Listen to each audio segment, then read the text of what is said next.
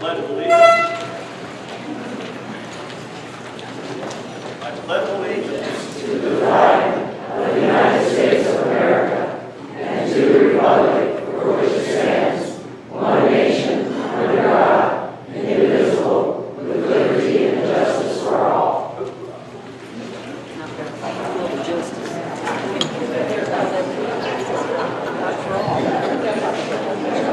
All right, if I can have everyone's attention, I wanted to read the rules of today's meeting. This is a special Board of Directors meeting. Lynn Tavernetti will be giving a brief presentation on the topic, which is the front yard cost center budget. And then we'll go ahead and move into homeowner input. And just a reminder that homeowner input is limited to 3 minutes per homeowner, and only one request to speak form may be submitted per homeowner. There will be no sharing or passing of time to another person. Homeowner input may be held for a maximum period of 30 minutes before the board meeting begins to allow the board to proceed with the business portion of the meeting. This portion of the meeting is limited to board participation only. Residents are welcome and encouraged to stay for the full meeting to witness the business of the corporation taking place by your governing agents. We'll go ahead and Lynn. I want to start off by giving everyone a little geography and history of the Front Yard Cost Center. I know some of us here, we have 2 other board members and myself who live in the Front Yard Cost Center. And we've been here a long, long time. And some of you have probably been here since the first house was put in. When Cahill set up the Four Seasons at Beaumont, they set up with a plan included in the CC&Rs that says all of us would share in all of the costs. And that included the landscape costs for the common areas and for all of the front yards in the community. And that started with the first house sale in 2005 and continued up until the real estate market kind of bottomed out in around 2009, and in 2010 or so, they decided that to go forward with our community development, they had to change their business model for this community, to which that they wanted to go away from the cost of front yard maintenance being borne by the association and being borne by the individual homeowners. As such, the people who had come here first and lived in phases A and B were left isolated, and a new cost center called the Front Yard Cost Center was created. The Front Yard Cost Center encompasses Phase A, which is this area down here. This is Potrero Creek, there's the lodge, we're here. And it encompasses all of those, with the exception of the Springdales down here. They have their own cost center and pay for their own landscape as well. At that time, we had started on Phase B, this area right here, and it was included as well. The original plan called for this to be an area similar to the Springdales, and it was determined from a marketing standpoint that they wanted to go away from that and make it individual homes. Now, when they decided to have landscape this way, 2 factors were in play. The first was the city of Beaumont was on the threshold of constructing their water recycling plant. They were still on the threshold, but they're farther back. So they required that for all of the front yards and the common areas, we put in what are called purple pipes. These pipes are a little more reinforced. They're a little costlier, about 15% more than regular pipes, but they're throughout our community, through all the common areas, still today. But they are also for the front yards of all of us in the Front Yard Cost Center. So we have a unique system, and today we get through that non-potable water, which is a little different than recycled. It's the water we used to drink up until about 2 years ago, when the EPA changed the requirement for potable water from 3 parts per million of chromium to 2 parts per million of chromium, and made that water no longer suitable for us to drink that we've been drinking for 10 years, but now we can't drink it anymore. So that's coming through our pipes because it offsets the shortage of water we had last year. This area right here, in Phase A, is under the care of the O'Connell Landscape Company. And they has 415 houses, and it includes 4 of the model homes that are of the unique characteristics. The Heritage, the Monarchs. Now the Monarchs are a little different from most of our houses because they have a front yard and a backyard in the front yard cost center. They have no backyard fence, they just have a small patio.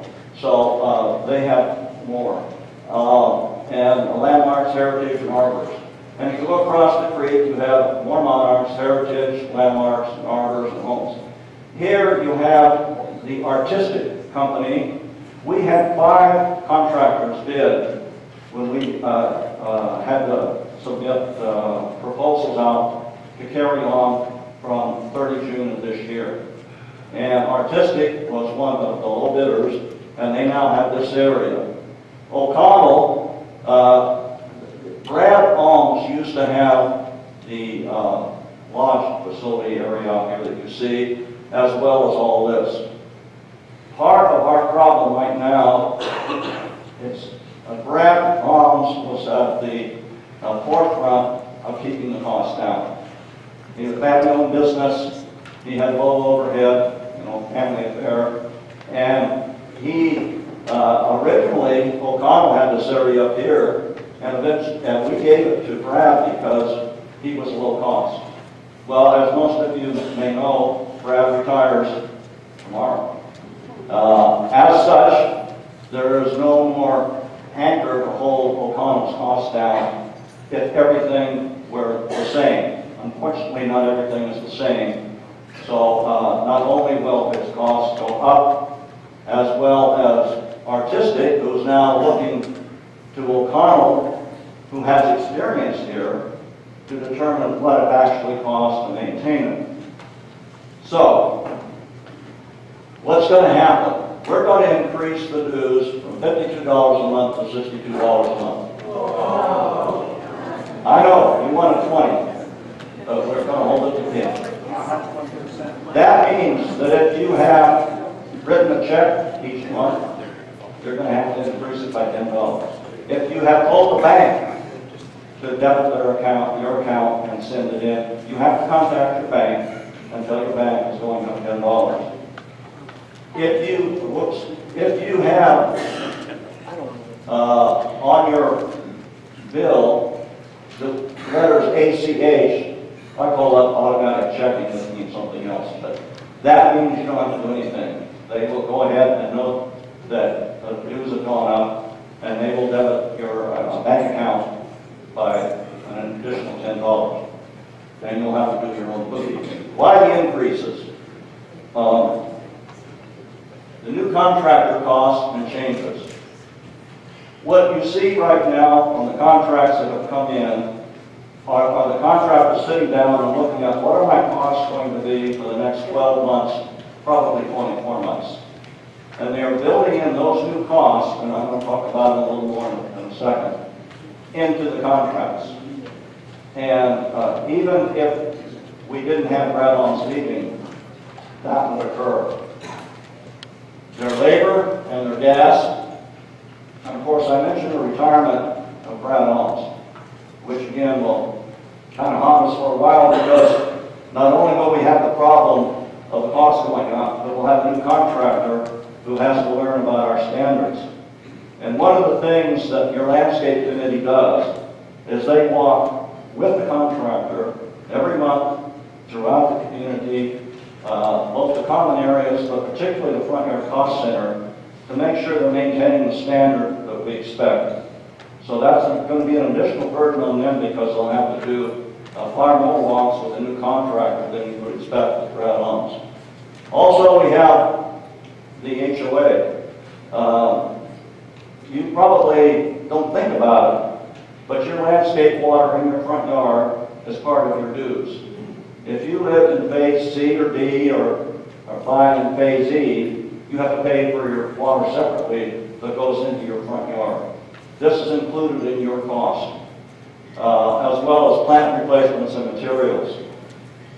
So let me talk about now what transpired last year, 2016, because we have a full year worth of information up here. Every dollar that you contribute, all 556 of you, ends up being $6,672 a year that goes into the front yard cost center budget. And that's what we're looking at here. In 2016, we collected $346,000 change. We wrote checks in our checkbook for $354,000. So we wrote more checks than we had money. The financial people called us underfunding. We might call it something else. What it means is we didn't put enough money in. This is not the first year. It's a small amount compared to $346,000, but it's still significant. We cannot let it go uncorrected. So where are the costs? Right here. Almost 60% of our cost is in labor from the contractor. That is a fixed cost. We have it on contract. We cannot do anything about that other than try to get a different contractor. Well, we had 5 contractors bidding, and we took the low-cost bidders. That tells us something. The second cost increase, our cost, is in water. Oddly enough, even when we have water rationing, we still spent more money on water than we did the year before. Because the rules that came out of Sacramento on how we can water were not the rules that Mother Nature lives by. You know, if you're going to only be able to drink at night, you're going to drink all you can at night because you know that you're going to have to wait till the next night or 3 nights from now to get another drink. Well, that's the way the plants are. So when you have to water on Sacramento's schedule rather than Mother Nature's schedule, you have plant problems. They get sick and some of them die. So that costs us dearly. You have 13% right up here, which was care of the plants. We did a little bit of hand watering. We tried to keep the plants alive, but in the long run, we had to replace a lot of them. We also have 4% of that budget went into mulch. We have switched from mulch every year to mulch every other year to kind of alleviate the burden. Put it a little heavy on 1 year and then wait 2 years for it. But without the mulch to modify this so-called soil we have here at our community, none of our plants would look like they are. Let's see what's happening now. In January through May of this year, the contract for all of the front yard cost center was $16,000 a month.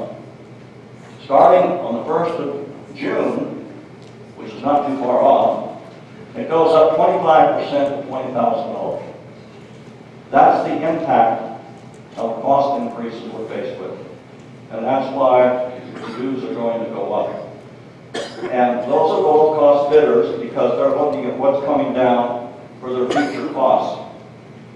This is a chart on what California minimum wage is going to be implemented over the next 5 years is doing to our costs.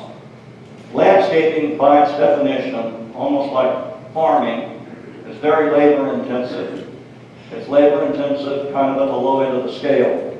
And as you can see when you get out here, this is 2016 out here, it's going up like that. We have to keep pace with it if we want to maintain the appearance of our yards and in our community. So that's what we're looking at. Now, here is what is going to happen. Every year you can see it's going to go up 10%. I'm not saying our budget's going to go up 10%, but I'm saying the cost of labor is was going to go up 10%. That's something to keep important. The gas tax will take effect on November 1st of this year, and you probably recognize that all of the machinery our landscapers use, lawnmowers, to leaf blowers, to edge trimmers, they're all gas powered. Plus you have to pay for the transportation costs to deliver materials here at our site. So those are the cost increases that we have absolutely no control over. We can thank our elected politicians for that, but there's nothing we can do about it. Okay, what happens when you do increase the minimum wage by $5? If this is a typical company, you have the minimum wage of $10. You say, welcome to Walmart, you get $10 an hour. If you go out and pull plants, pull weeds, and someone shows you which is a weed and which is a plant that you want to keep, you'll get $10 an hour. And after about 1 year, maybe 2, you'll move up into what in the old days we called the journeyman area. So you're up here at $12 to $14 an hour. And you'll stay there, and if you're one of the leaders, and our landscape crews, because there's sometimes 20 or 30 of them here at a time, have leaders, team leaders. They also have specialists that are here for irrigation or some of the plant material, plant life. They're getting more. If you took 4 of those people at getting $56 to pay all 4 of them for 1 hour, in 5 years you would pay them $84. Because what happens is when the $5 comes in here, it lifts this whole wage scale up by $5. So everybody gets, who's a day laborer or is being paid by the hour, everybody gets a pay increase. And that's a 50% increase when you go from $10 to $15, which is a sizable increase. We are not the only ones who are faced with this. The farmers in California have a shortage of day labor workers right now. I read an article over the week and actually read 2 of them that talk 150,000 fewer agricultural workers in the last 2 years. It's a combination of the enforcement of immigration laws and also the fact that we no longer have a pool of resources of Mexico, because the Mexican education system has improved to the point where the young people don't want to go into farm labor, they want to go into other jobs. And that's why you start seeing Central America now reaching, personnel reaching up there. So the workplace is changing along with the cost. I'm going to show you a chart with a whole bunch of numbers in it now, so I'm going to kind of walk you through it step by step. We are an $8.5 million company here. That's how much our assets are worth. Our bank account, all these facilities that we have here. So we need to be very careful when we hire officially people to come in here and do work. We have to make sure that they are licensed, bonded, insured, and that they have workman's compensation. When we had a short ceremony for Brad today earlier and asked him one of the reasons he was retiring, he said the paperwork for enforcement is driving him crazy. That he can no longer keep up with that as a mom and pop operation.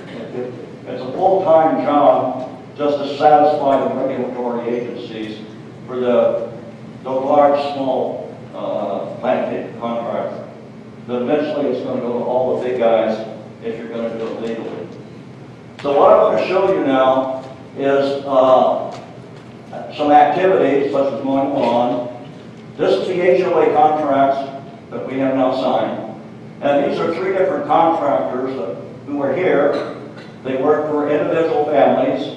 They do the front yards up in C and D phases. And they do some of the backyards as well, including phases A and B. Keep in mind now that the costs that we show up here are front-loaded. In other words, When the people bid the contract, they looked out for 2017 and 2018 and said, this is what my costs are going to be. The costs you have over here are based on what you're paying today, not what you're going to be paying tomorrow. So while I show you their cost, it doesn't necessarily mean those costs will not increase. Okay. First, mowing and edging per month. That's included. Contractor A was $60, $15 a week. Contractor B was $45, and contractor C is $90. What you see is a variation of costs.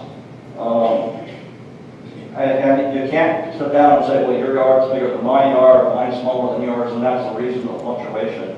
It probably has to do somewhat with the quality of work that you get from them, whether or not they edge, whether or not they just blow, mow and blow, or what they're doing. But that's what that cost is. So now you look at what else is included in our contract, and may or may not be included if you have an individual contractor.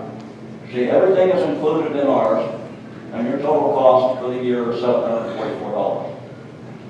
If you look at contractor A, mowing and edging at $60, if you want to fertilize, $20 for one time. If you want 3 fertilizations in a month, a year, you're going to pay $60.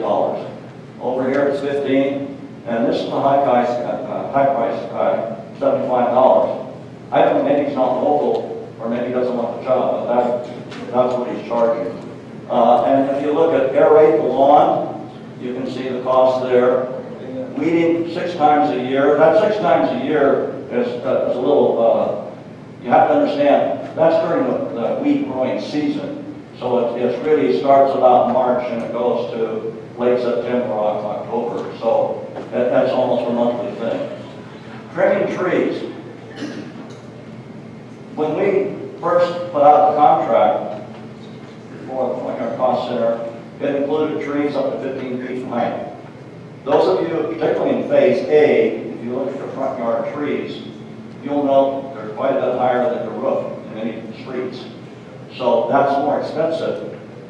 OSHA demands that you have 3 people when you cut a tall tree that requires a ladder. You have someone hold the ladder, someone up on the tree, and safety personnel watching what you're doing. So that tremendously increases the cost. It's included for us. This is the only guy who makes me wonder whether or not he even has a workman's comp and bonded because he's charging that much to cut a tree. The number of trees varies. I mentioned earlier that monarchs, we do the backyard as well as the front yard. They may have a tree in the backyard and the front yard. Some of the lots are so big that they have 3 trees in them. Some people have no trees, but we're all paying the same amount. So that's what's happening in the trees, and there you see the cost. Okay, let's talk about what else you get. We got down here to the basic cost, so now we're looking down at repair and warranty. With our contract, if the contractor does anything that's warranted, whether he replaces your plant, whether he repairs the 20,000 sprinkler heads that we have in the Front Yard Cost Center, or the 21 controllers, or the meters, everything's covered. Just like the insurance you have on your house, we have insurance policies built into the contract that takes care of that. Everything is warranted. Water is included. We assume a $12 a month cost for water for the front yards. Granted, again, some people have a very small yard, some have a very large yard. That's a cost that will probably increase. One of the other things that's important for all of us is emergency repairs. I don't know if any of you have the misfortune of having a leak on a weekend and you want to get it repaired, or if you're maybe on a cruise out in the middle of the Caribbean and you get a phone call, hey, there's water running out of your backyard onto the street, or in the front yard onto the street. We have in our contract built in that the repairman has to come out and fix it. And if it's on a weekend and it's a major leak, they have 4 hours to do it, which means they have to have someone that lives reasonably close by. but that's an important guarantee for all of us to have.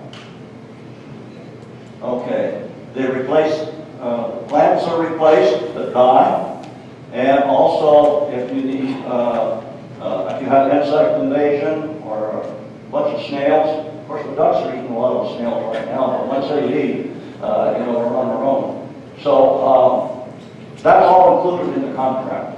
You get all of that. So it's still $744, but you can see what's happened. If you need those other services, your insurance company has already paid for it with the front yard cost center. You're paying for it out of your pocket with the other contractors. So you've seen these controllers around in the front yard cost center area. Usually they're on Four Seasons Circle on the corners. Inside this controller, this is like the Rainbird you have in your backyard for some of you. Rainbird comes with a 1-year warranty. You go online and check. You have a full warranty on this. You've already paid for any replacement parts.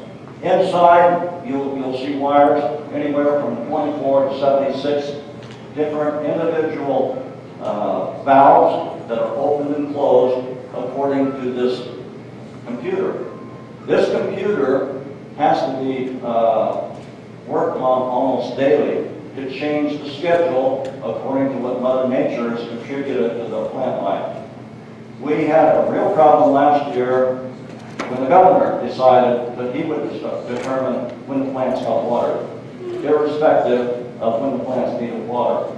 And he said, we're all do all of our watering at night. What happens when you have not only the common area, the front yard cost center, everybody turning on the water at night, the normal water pressure drops in half. Now, if you're on a sprinkler system and you only have half the water pressure, you're not spraying out everything. So you have problems out there at the far end of your radius. Now, because it's all being done at night, there's no landscaper here to look at it and see, ooh, I need to make an adjustment, or I need to do something different. So it makes their job extremely difficult, because the first thing in the morning they have to almost go around and check and see whether or not they got the water in the right place, and in some cases we have to do a lot of hand watering to do it. Hopefully this year we won't have that problem, but we did have it last year, and it was all paid for because of the warranty and the contract we had. These are the controllers, and you can see they go around your cost center. There's singles and doubles and duals, different types of ones that are there. And here it shows you where they are. We share the cost for many of them with the common area budget, because the controller doesn't care which valve turns on and off. It can turn on a valve for the common area, or it can turn on a valve for your front yard. So because of that, we share the cost. That's a burden that you don't have to pay from the front yard cost center. You still have to pay it with the common area. This is what your front yard is plumbed for. This is a backflow device. When Walnut Cherry Valley Water District delivers water to us, it comes here through this black backflow device. That's their lever. It goes in there, and then when we want it, we turn that lever on, and it comes out to us. We own the backflow devices. We pay for them, as well as the meters. They are subject to leaks. They are also subject to killing freeze. So we put blankets over them every winter. Again, that's included. If you have one in your front yard, sometimes you'll have to wrap it. We do get temperatures down in the high 20s here in the winter. That's happened back in '07, so it can happen again. For your house, where you have potable water, you'll have the meter down here and your backflow device up there. You can turn it on and off, and it goes throughout your house and your backyard. However, if you're in the front yard cost center, your backflow device is way down here at the edge of Four Seasons Circle. And the water flows in two pipes down through. One goes through the planter and one goes through the front yard. And those controllers determine when it goes on, how long it stays on, and when it goes on for all of these. And if you said, well, I don't want to be in the front yard cost center, you can't get away from the fact that we have a common system here and we're all part of it. So that's one of the benefits, some may call it one of the problems, of being part of a communal system. Now, the bottom line is our costs are going to go up $10 a month. It's going to cover the new cost. It doesn't necessarily mean it will cover the cost as we go up that curve, as the labor prices go up over the next. We've got a kind of a handshake agreement with O'Connell, who is setting the standard, that it should take us through 2 years. Assuming that the government in either Sacramento or Washington, D.C. doesn't make changes that impact the cost of doing business for a landscape contractor. It will relieve some past underfunding. As you'll show you, we were $7,700 short last year, so we have a little money that we've underfunded, and we have to correct that. What's really important is it continues the attractiveness of this association. If you're gone, if your neighbor's house has gone into bank ownership, their yard still looks nice. If you ever gone out to buy a house and you look at the prospective house and you look at the neighborhood and you say, ooh, I don't want to live next to that, that's not going to be a problem because everybody's yard is going to be taken care of according to our standards.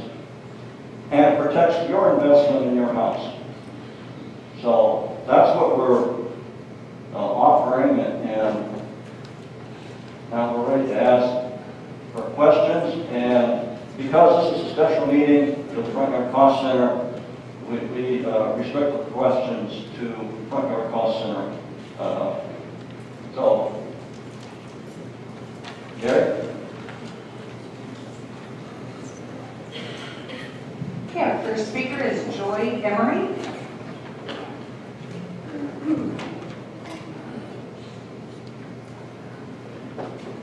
And don't forget, all you guys, to speak directly into the mic. You can even pick it up right out of this holder if you want to. There you go.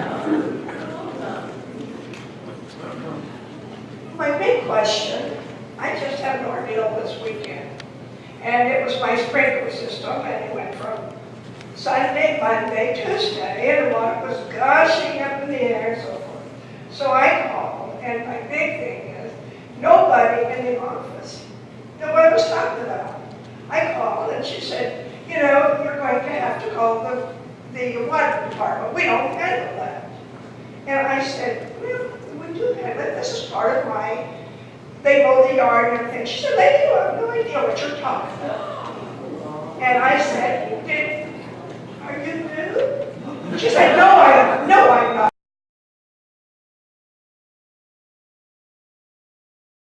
new, and I don't appreciate your being smart. It was not a good day yesterday. It was not a good day the day before. So this morning, I called again. No, let me tell you, Amy was an angel. Monday, I got her. So, and she said, Joy, today is, you know, we got a holiday. And I will see if they work with it. They do. She called me back in an hour. Oh, sure, they'll be out in an hour and a half. Well, of course, no call out. Nobody was there. So I called and I thought, well, I'll tell her, don't worry about it. It'll be okay, because it just gushes up whenever it comes on twice a day, and the mud was going down my driveway. So I thought, well, we pay for the water anyway, so big deal. So anyway, at 12 o'clock I called, and I got this other young lady that didn't know up from down about anything. The one that told me to call the water department again. And also to get off the phone if that's all I knew. So I think she told, no, the next one I got told me, we get no experience before we're hired. Nobody tells us what to do. And she halfway apologized, was a bit ugly too. My final thing was, she said, well, I guess I'll have to turn it over to Jeff. I said, who's Jeff? Well, we don't do our own, they don't have their anymore. This one guy does it, and he hands it out to everybody else. And he'll be out within 2 to 3 days to see if it needs to be done. And then she hung up. That was the end of my story. So, all I'm really asking is they do really cut the front lawn because they came out and did it. I talked to Jeff, and I wasn't nice. And I threatened. And I said, it's not done at 12 o'clock, blah, blah, blah, blah, blah. It was done in 20 minutes. Really strange. So, I just want to tell everybody, if they try to call the water department, don't call the water department. They don't know what to do. And I'm going to come down and meet these young ladies, or old women, or whatever we are, someday. But I hope you all will at least try to help somebody when they hire somebody in the front desk. Well, the guy never would shut up. The guy come and fix the water. Well, I went out and looked at him and I said, you know, what was wrong? Oh, just the tap come off. And I said, I don't give you that story. I took the piece that was this wall when it came out. I saved it for you. Well, it could have been a little bit more. And I said, no. I go, so he had put it back together. And he put the sod on top of the water stream. So guess who had to go out and undo the whole thing? I always have a good night.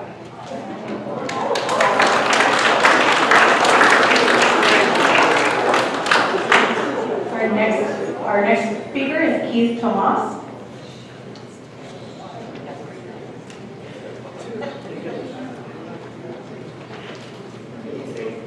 I have a couple of comments today. In the I'm sorry. In the $7,000 shortage that you had, probably a lot of that could be saved by not overwatering your yards and the common areas. I walk my dog down to Green Creek, the common area down there, and I can walk through there in half to an inch of water some days. My front yard, on the mornings that it's watered, and I go out there and it's slosh, slosh, slosh. So the management of water that's being done here in the association is not being done properly, and there are many newer controllers out there that will help to manage your water situation. That's something that could save quite a bit of money by managing your watering in common areas and in your yards. And it sounds like I'm not the only one that is experiencing overwatering in your yard. And with the soil that we have here, a lot of it's clay. You water for 20 minutes or a half an hour at one shot. There's a good majority of it that's running off and down the gutters. You need to try to change the way you water and water for 10 or 15 minutes. Come back 2 hours later and water another 10 or 15 minutes. And you need to change the way you're managing your watering in areas. And the other thing, and I just might comment, and I've never seen it, but if we see water running down the street, is there a 24-hour phone number that I can call and get someone here at the association to respond, to get someone out here in that 4-hour period? If there isn't, there should be. Thank you. Let me address a couple of those items. We have had every water management apparatus salesman come out here that we can find. All of them have left, picked up their materials and left because they couldn't water this area and maintain its plant book with their devices. We've looked at everything from satellite controllers to in-the-ground water sensors. This is a very difficult environment in which to water the plant life. Unfortunately for us, The developer decided that this was going to be a lush environment in the desert. Therein lies problem number one. Problem number two, the first of the three different landscape architects that they hired to develop most of the plant life decided that a drought tolerant plant would survive nicely alongside of a plant that demands water constantly. So we had to change out plant life as best we could around that. The fact that the wind blows here from a different direction twice in a day complicates the sprinkler system watering, because we can't determine on a traffic circle which way the wind is going to be blowing at which time of the day. So you're right, water does run down the street. As far as the soil goes, it rarely, the water will rarely penetrate after 3 minutes.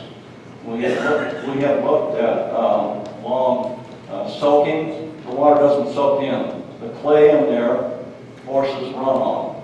So we limit most of our sprinklers to about 3 minutes at a time. We also have the water pressure problem. We have so much water going out at a certain time that we have to change it constantly to keep it, from being underwater or overwater. It is a problem. I don't say otherwise, but it's a real challenge. And just to say change it, we've changed a lot of things. People say we shouldn't have grass on the Highland Springs roadway there, alongside of the sidewalk. We tried for 8 years every plant life we could imagine. And the water rolls down the hill, puddles at the bottom, and kills the drought-resistant plants that are down there. We were changing every 2 years a complete landscape plant life material. Finally, after 8 years, we planted grass there and have had no problem since then. So what looks like a very simple solution has a lot of complications. We do work on it very hard. The landscape committee is out there every week checking on things. But it is a very difficult environment here to have a lush oasis in the middle of the desert. Okay, our next speaker is Johnetta Driscoll. Next speaker is Patrick Garrity.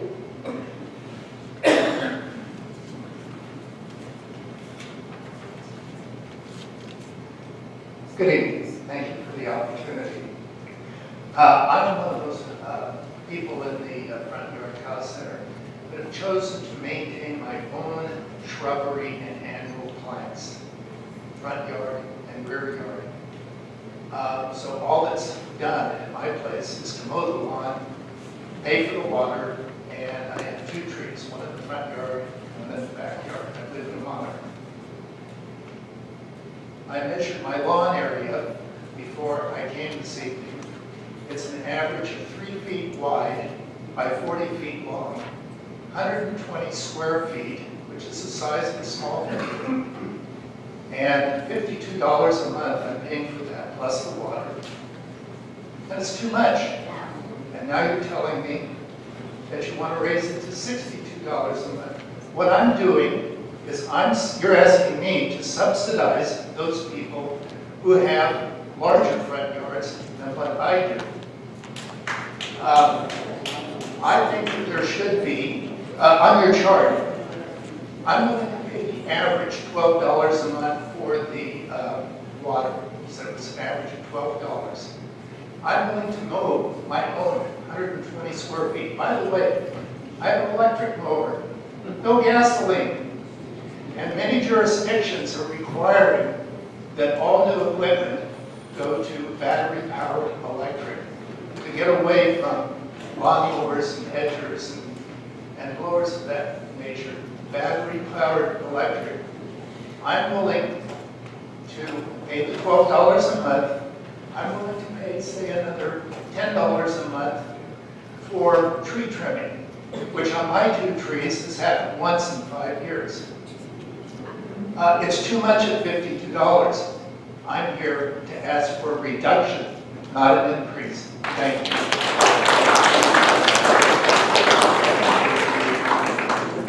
Patrick, you live in Slippery Rock, right? Yes. Yes. Slippery Rock, for those of you who know, with a lot of homes. Giant trees there. Also cobblestones. Everything there is unique. This is what the people who bought those houses wanted. The plumbing that was set up for there is even screwier than anywhere else in this community. Believe me, one of the things that we in the landscape committee argued about with K-Hole at that time was there's just no way we can manage what's in Slippery Rock the way you have plumbed it and set it up. And I agree with you, it's a problem. But you know, we're all in this together, and we have to share the cost. And some people with a big yard do a little better than some people with a small yard. I have a small yard grass area too, because I'm on the inside of the curb. But you know, that's kind of what we bought into when we bought a house here. And so we can't just go down and say, well, I have $1 less and you have $1 more. It's just not going to work that way. Glenn, I'd like to correct something, because yes, it's the old model home complex, and you say we bought into it. Actually, that's not the case. Most of the model homes were allowed to opt out of the cost center, and that was the impression that I was given, that I could opt out. The board of directors at that time said, no, the Monarchs are going to stay in the cost center. Your neighbors across the street can opt out, but you can't. Yeah. Our next speaker is Marilyn Brown.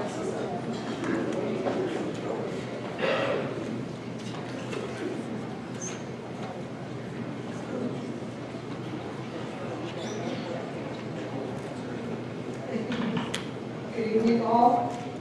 I think that this is also very unfair. I don't have any grass at all. I don't get any mowing. I have a very ugly little strip in the front. Nothing has ever been changed. I have been told that those plants recommended to be replaced. They've never listened to the gardener and replaced them. Why should I pay more for nothing? It does not increase the value of my home. It decreases the value of my home because they are just plain ugly. And I get nothing.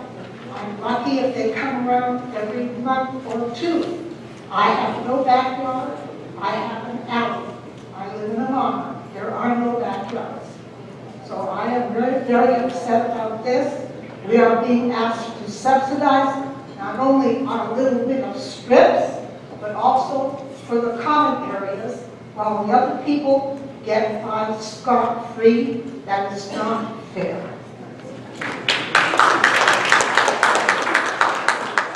Our next speaker is Sharon Geiser. Sharon?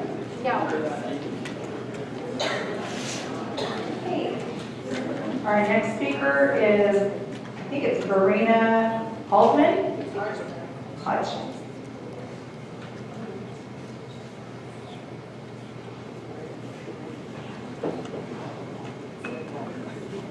Most everything that has been said is some of the things that I was going to speak about. Like the question is, on pipe sprinters, we have no choice of whether we can mow or not. And I have a very small piece of grass. And also, and I love it here, don't get me wrong, I love it here.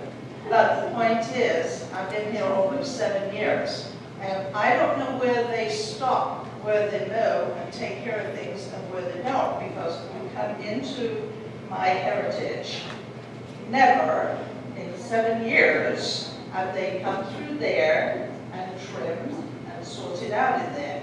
I do that all the time. Now, if I wait, maybe they will come. If I wait for them, everything is on my pathway, so that when I have company, and they walk in and say, oh gosh, what's going on here? They should be doing, because people know me, I love to garden.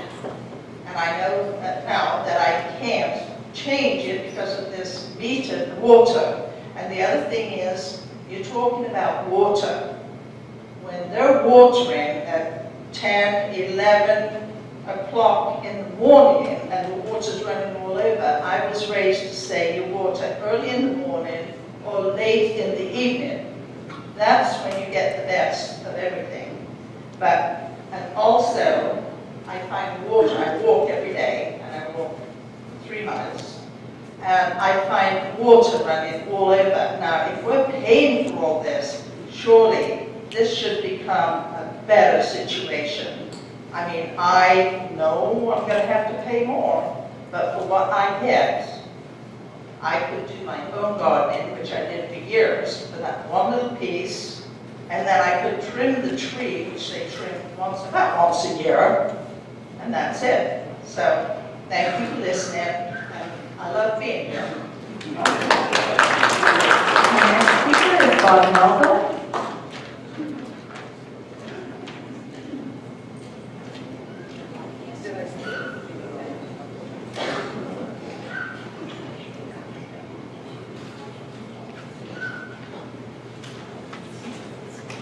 I live on Shooby Rock. I've been here 10 years.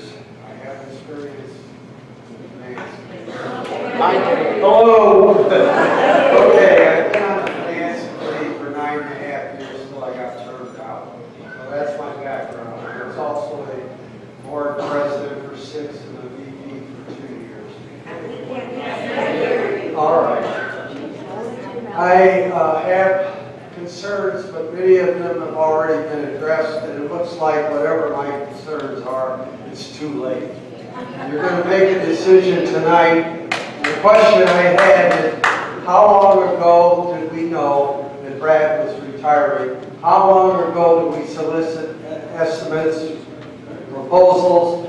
Were they definitive? Did they all bid the same thing? Was there a best and final? They're all bonded, I assume, like you indicate. It just seems that a 20% increase in one fell swoop is a little tough. I can't say any more than that because it's all after the fact. The problem I have is I hope to God it was well vetted within the Finance Committee and Landscape Committee. It seems to me that everything you've covered tonight is all interesting, but it's only here for window dressing because the decision's already made. So that's all I can say. Thank you. I would add that Bob was on the water management subcommittee that we had for several years, looking at all the opportunities we had to try to reduce water consumption, and was a great contributor, and I appreciate the work that you're doing now. Okay, our next speaker is Eva Tordesillas.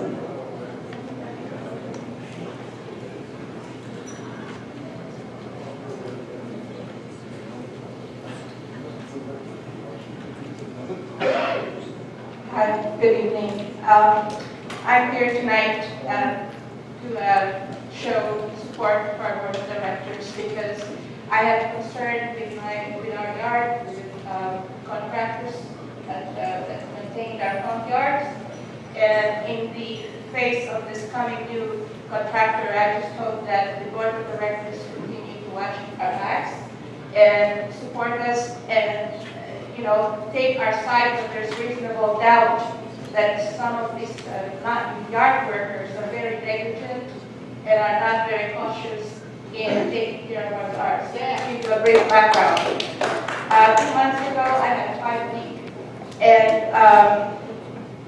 the yard workers pumped our the pipe that brings water to our sprinklers inside our home. And they did the gardening on Wednesday, but we took out our garbage Tuesday, so there wasn't any leak. But since they did the gardening Wednesday, we don't use our front yard, we use our garage to go in our house. Sunday, when we tried to get our mail, we noticed there was a big spray of water coming from our pipe leak. And, it was very disturbing because Tuesday, we checked it, there was no leak, but he has been leaking all this time on Sunday, and we paid for that water leak, right? So I called the yard, well, but luckily they have someone on emergency that answers. But guess what? The supervisors have repeatedly told us, it is not their fault, that it is our responsibility as a homeowner to take care for the repair of the leak, for the damage.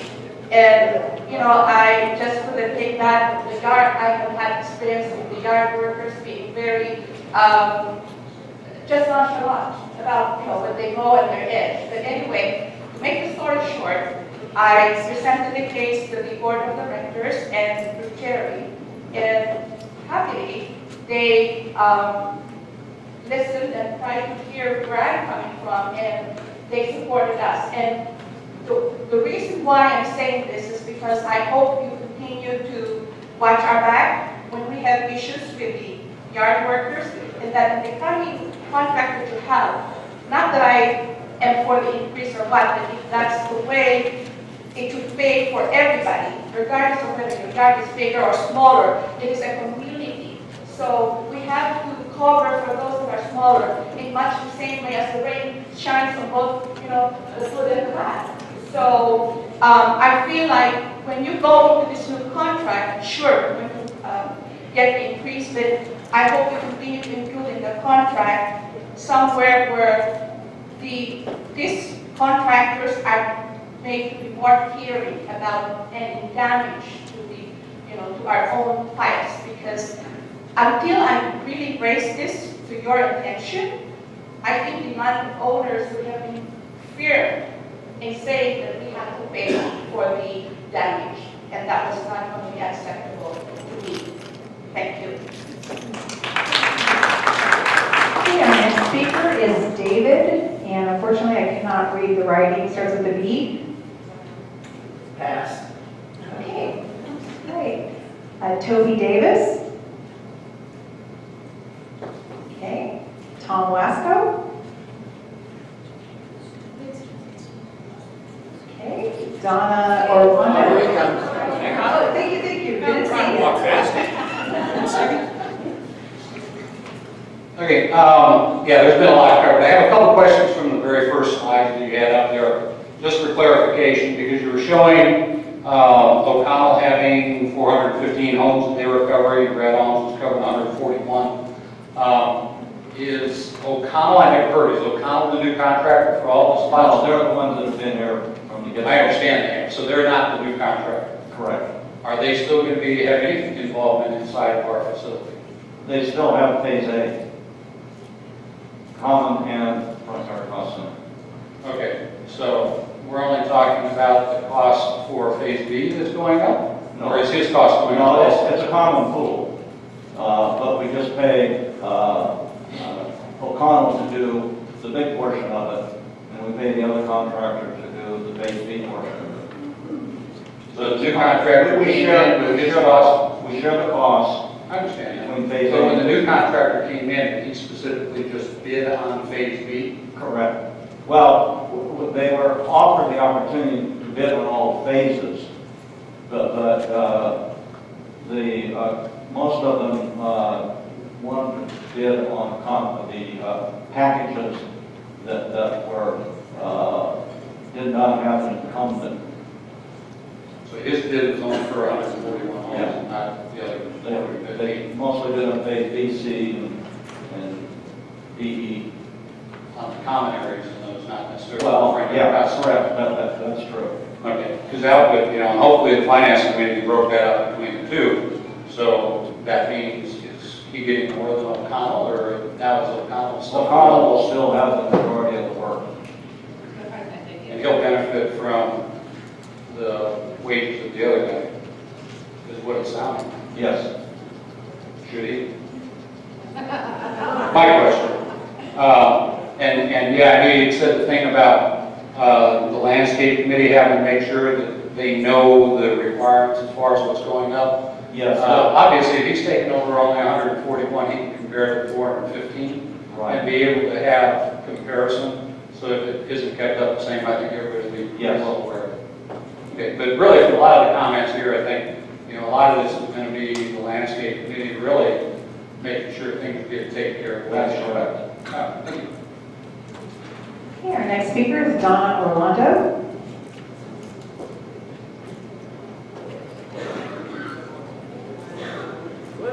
How about Mary Louise Smith? Oh, I'm sorry.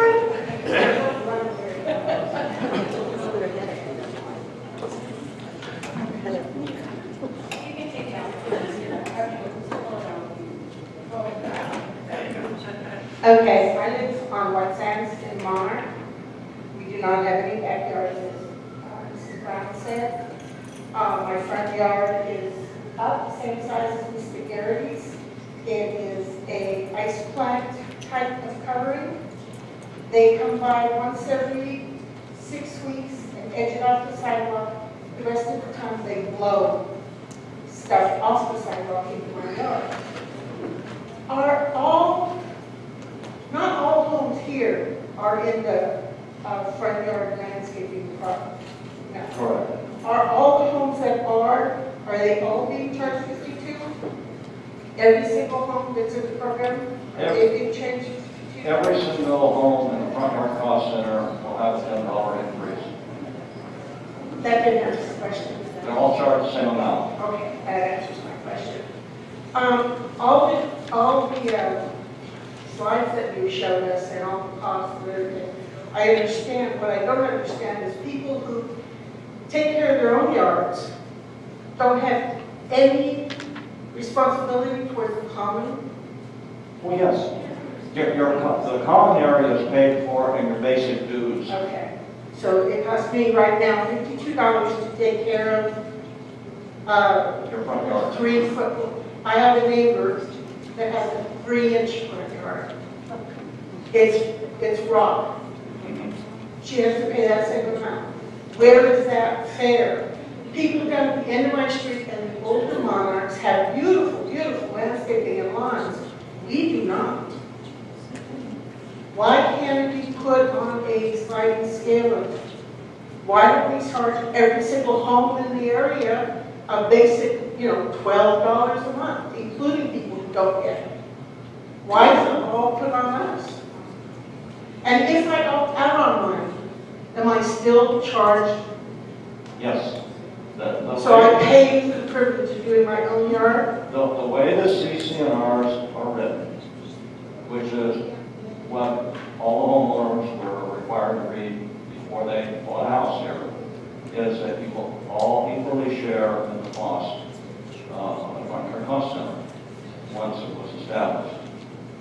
And so, unless you change the CC&Rs. Well, I didn't get my CC&Rs until escrow was closed, and they handed me my house. And then they handed me the book.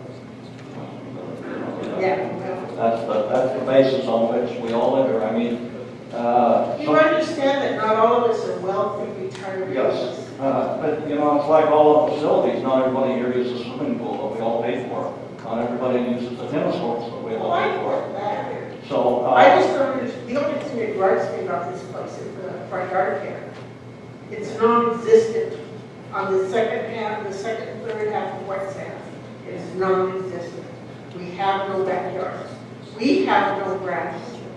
actually, We have, you actually have a little tree in the backyard, alongside the garage. You live in no, White Sands, right? yeah, I do not have a tree in the Yeah, backyard. there's a little generous tree there. Oh, jeez. I'm telling you, the spider mites, every year we kill the spider mites that are on your trees. I didn't look at junipers as being a tree. It is. You know, but it just doesn't make sense. It seems that there should be some way to even the playing field. Not without changing the CC&Rs. Okay, I can do that. How at least we can change it so if we opt out, we can just not have to pay it. You have to go to rules and regs, and you have to get the majority of the homeowners in this association to agree to it. And I think it kind of sucks that you give us 2 days that we're going to be ready. Okay, our next speaker is Mary Louise Smith.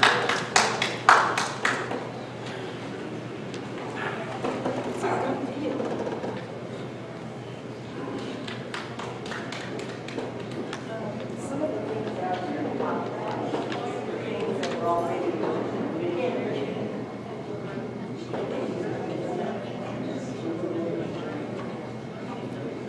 Some of the things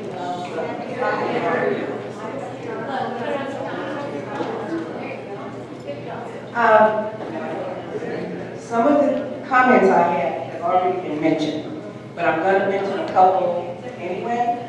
One of the things, and it's my personal opinion, and I think my husband's, is these kinds of meetings are unnecessary because you all make the decisions, and then you come and tell us. When I got the letter and read the letter, I was under the impression, you come here tonight, you can say we have these 4 organizations, this will give us this much for that amount of dollars, this will give us, and then we would vote. We don't have a vote. You all make the decisions. You make the decisions, and then we come in here, waste like an hour or 10 minutes, and we go out. You can put it in, for me, you can put it in a letter. Now, I appreciate all the numbers you put up there, but on your side, because I couldn't see. So, I appreciate the work that you put into it, but it's all the same. If I got a letter and it said, the water is going to be this, this is going to be this, and this is what you're paying, then we wouldn't all sit here. Because we all have complaints. And when you were talking about people getting pay increases, Social Security doesn't believe in it. Retirement doesn't believe in it. So while everybody is getting a raise, we're not. And our costs are still going up. So that's one thing. My second thing is, we have a very proficient, efficient landscaper who does our yard. Where are we? Landmark 2. Why can he not do our front yard? Trim the trees, the bushes, and we water them. Why can we not? Did he bid on the contract? He's a he. He works by himself. See, it's probably not bonded, licensed. That person's comment. If you had sent a letter in advance, I could have schlepped him right over here, put in a contract. But he has to be a large enough organization to do an entire section. The individual guy can't do that. He could do our yard. Yeah, but you're in an association that you bought into. You should have known by reading the CCNRs. I did that. Okay. When we moved in, That you paid a portion of the total cost for everything. It's just right there. it is, and I read it. The only thing that we were told when we moved in after reading was that if you planted flowers and bushes, Right. you had to take care of those yourself. Yeah. You were never told that you could have somebody cut your grass and not have to pay. And while $10 probably isn't a lot for a lot of people, $10 is a lot for other people. And especially if you don't think you're getting what your $10 is supposed to get you, like some of these people that have an index card for a person, for front lawn. So my thing is, when you make a decision, when y'all vote, we have no say-so, write a letter and send us a letter, because we stand here and complain, we go home with the same thing that we came with. In an hour and 15 minutes, we could all be eating dinner, we get it in the mail, and fuss at whoever lives with us about the $10 increase. Next speaker is Steve Benoff.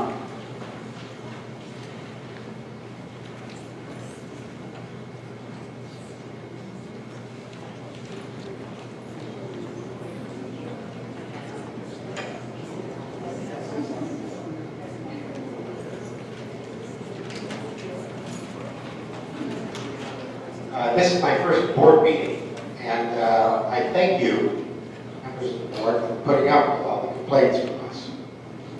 I don't know how you do it. It's my contention that I shouldn't pay anything for front yard maintenance.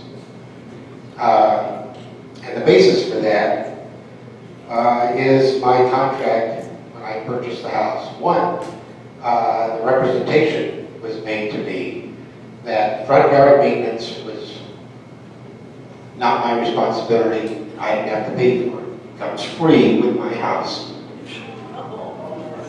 That's what I was told. Furthermore, if I look at my contract between me and Nanny, this is addendum to contract of sale and deposit receipt. Item 38, front yard maintenance by HOA. The landscaping located in the front yard of each lot and unit in the project will be maintained by the HOA. I'll skip the parent. This front yard maintenance includes the costs of regular and periodic trimming of the grass, shrubs, and trees by a landscaping contractor retained by the HOA. The irrigation system used to water the front yard landscaping will utilize a timer, such watering. Okay, well, the cost of the water used to irrigate the front yard, as well as the cost of all means for the front yard landscaping, will be borne by the HOA. Yes. That's true. The front yard cost center is the HOA. Doesn't say the front yard cost. It says maintained by the HOA. And the HOA uses the front yard cost center as a way of maintaining the budget and the expenses for the particular front yards.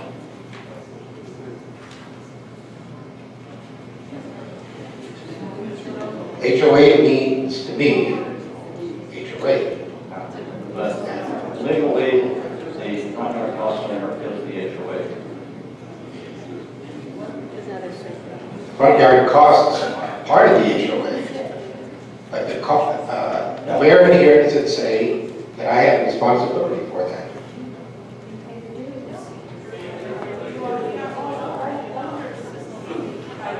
There, Mr. Benoff, there is a section in the CCNRs that talks about special benefit centers, and that's where it talks about your obligation to pay for those costs.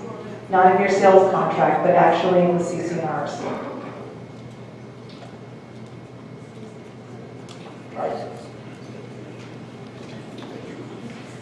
Okay, our next speaker is Pete Antwerp.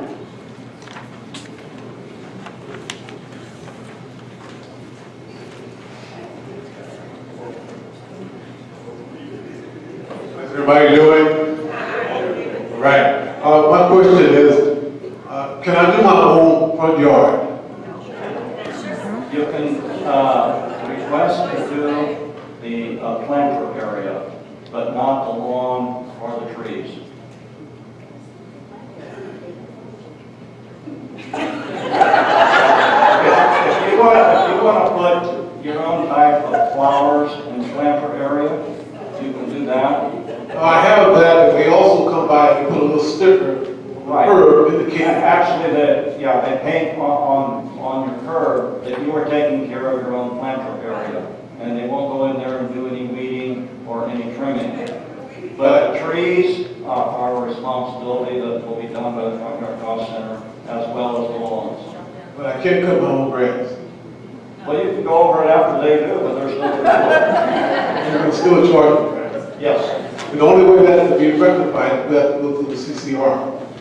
that's correct. Because what I'm understanding you're saying is that the homeowners association, which we pay $215, is just I would assume that the 70% of the homeowners that are paying for their own would love to have you contribute to the $2,000 a year they're paying and put us all under one. So instead of paying $744 a year, you would help pay for all of the front yards in phases C, D, and E. And your rate would go up from $62 to probably $100 plus. That's if we didn't have the front yard cost center. The front yard cost center protects those of us who are in phase A and B from the costs that are being borne by the other homeowners in phases C, B, and E. That's why it's cheaper and better for us. Thank you. Yeah. Okay, our next speaker is Melba Moore.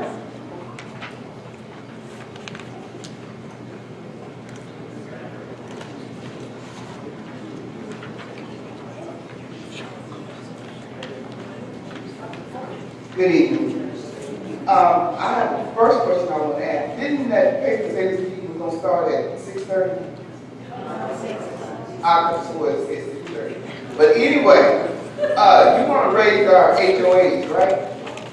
Now, everybody that do the lawn work outside, they don't speak English. That's cheaper labor. Now, why do you want to raise our rates? And the people that do the lawn work out there, the only thing you can say to them is hello. They understand that, but they don't understand anything else. Now, why would you give them more money and make us pay more money too? Hey, ain't no change in my game. I'm real. I live on fixed income. No, they don't. I'm telling you the truth. Now, that's what you call cheap labor. But you want to make us pay more money. What's with that? Well, we don't pay them the cost.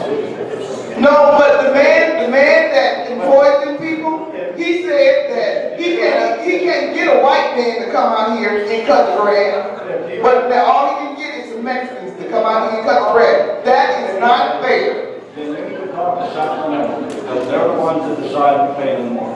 Do what? Talk to Sacramento. No, I don't need to talk to Sacramento. I need to talk to you, because you need to, they could be undocumented immigrants out here cutting the grass, and plus that, you claim that well, I'm not sure if it's you, but anyway, you claim that they're supposed to be keeping our yards up so good. Sometimes we have to call in and tell them to come out there and get the weeds out the yard, get all the snails out the yard. They're not doing all that, keeping our yards up like it's supposed to. The driveway is cracking up, and then somebody has the audacity to tell us to clean our driveways up because we have tire tracks in our yard. That means don't buy any new tire on your car and pull it up in your driveway, and you better not go out there and put new pavement on the street and let us ride on, because you know it's going to mark up our driveway, but you want to tell us to clean up the driveway. And then, like one of the ladies, she was talking about how the water things, the people be breaking the water things out there. On my street, you have water running all out of the water meter. You can see what the thing is rusted out. Nobody comes to see about that, but yet still, we still have to pay for that. And then when I moved in my house, I'm quite sure our houses are built out of Home Depot. And then somebody's going to tell me that we're not responsible for that. That thing broke 2 times because the water pressure is too high, but yet still, you want to raise our HOA. When I moved in here, I was paying $105. I paid $262 now. But yet still, you want to hire cheap labor and raise our HOA. You know you're not right. Thank you. Thank you. We need a reduction. Thank you for your comments. We've heard them. You need to do something about it. Is there any more speaker cards?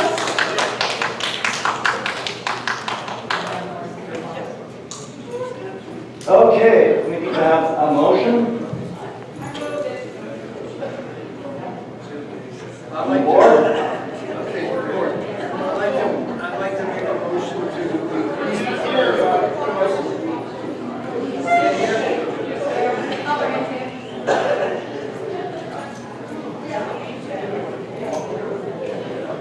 I'd like to make a motion to increase the front yard cost center by $10 per month per residence to cover the new costs due to labor, gas increases, past underfunding, and continue 4 seasons of the great beautiful community that it is. Second. It's Been moved and seconded that we increase the dues for the front yard cost center by $10 a month. Any discussion? All in favor? Motion passes. Is there any further business to come before the board this time? Meeting is adjourned. I had to speak to you, and the young lady sitting next to me said, there are open talks after she called all the people. And now you're telling me that I can't speak? Exactly.